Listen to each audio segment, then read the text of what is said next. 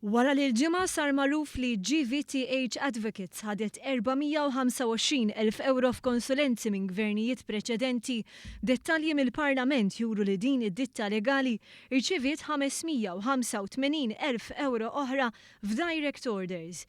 Bekk mill-1999 sal-aħħar elezzjoni ġenerali, il-kumpanija tal-eks segretarju parlamentari nazzjonalista George Hisler u hu il-mara Tostin Gatt Joe Zammit Mempel ħadet aktar minn €1,000,000 f'konsulenzi.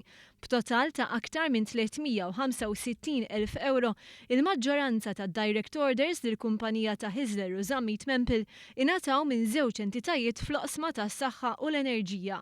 Fl-istess perjodu GVTH Advocates ħadet 220,000 euro oħra f'direct orders mill-Korporazzjoni Maltija tal-Freeport, mill-Mimkol u mill-Awtorità Maltija tal-Lob.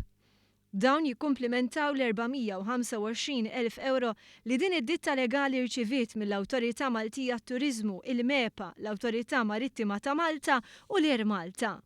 L-aħħar figuri jpoġġu lil GVTH Advocates f'ċirku ta' privileġġjati li taħt gvernijiet nazzjonalisti ħadu aktar minn €1,000,000 f'konsulenzi legali. Kif żvelajna fil-ġimgħat li għaddew, dan iċ-ċirku jinkludi wkoll il-kumpanija tal-kap tal-Oppożizzjoni Simon Busuttil u l-President tal-Kumitat Eżekuttiv Nazzjonalista Anne Fenech.